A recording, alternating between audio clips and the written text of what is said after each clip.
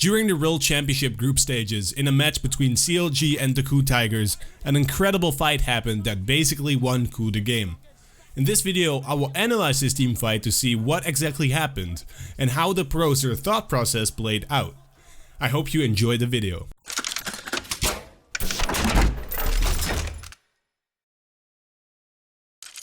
Okay, Abyssal Voyage, that was used defensively. No, it's aggressive, I lied! Event Horizon is down. Bray's in a little bit of trouble. He will get eaten for a few seconds longer and spat out. Xsmithy's gonna go down before he can chrono break out. But Bray gets excited before getting dunked. It's a double kill, make that a triple kill for Smebs Darius. We just touched on Abyssal Voyage.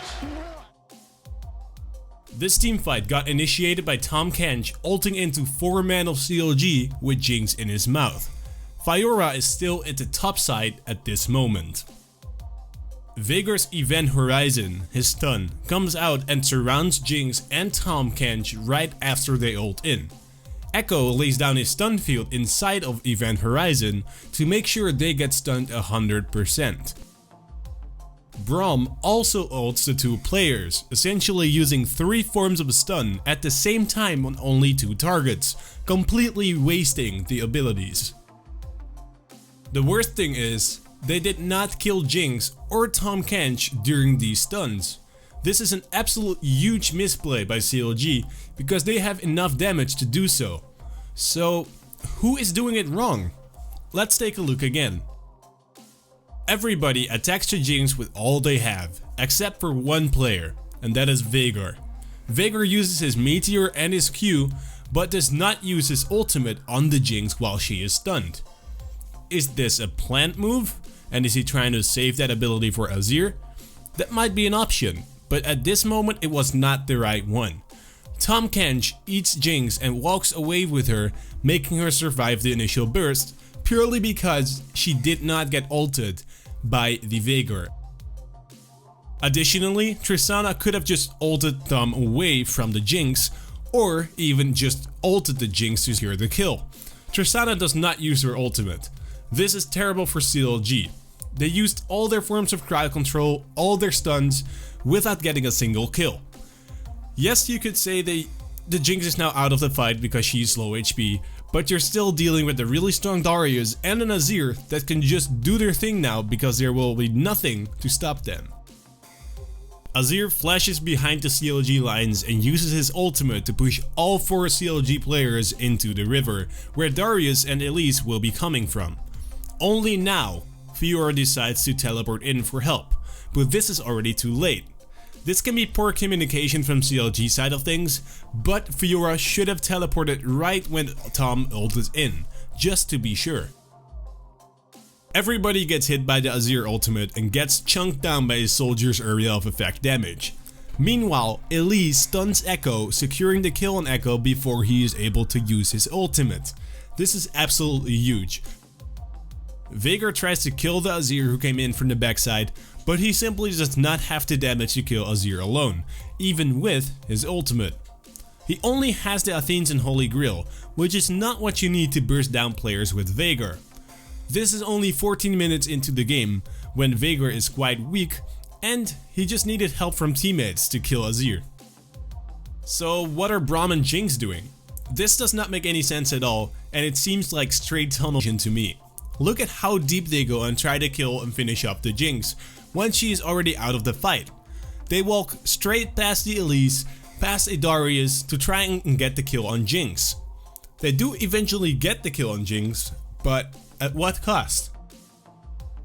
Only now, Zion Spartan on Fiora is ready to fight, but he is already low HP by Azir and the Jinx rocket, and he is now 1 versus 4. There is nothing he can do. So, how could CLG have played this better? I mean, it's a Tahm and a Jinx ulting into your entire team. They should have won this, right? First of all, they should have not used all their crowd control abilities, all their stuns at the same time. You need to time this right, or else you completely waste all of your abilities, which they do. A good Veigar stun would have been enough to secure the kill on Tahm Kench or on Jinx. Then you burst down the Jinx with all the damage you have. At this time, Fiora should have already teleported to the pink ward, because he saw the Tahm Kench ultimate coming in. But there is another problem. Azir is flanking them. They have spotted this because he literally walked past the minions on mid, and Double Lift on Tristana has vision of him coming in when he is attacking the Jinx.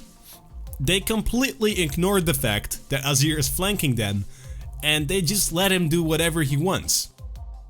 If they would still have two of their stuns available, which would be then the Braum ult and the Echo W, they would have enough CC to deal with the rest of the fight. They could have laid down Echo's W or shut down Braum's ult toward Azir to make sure he's not able to flank like this. Hell, even Tristana could have shot Azir away with her ultimate to keep him away from the fight. They should have prevented this flank at all costs.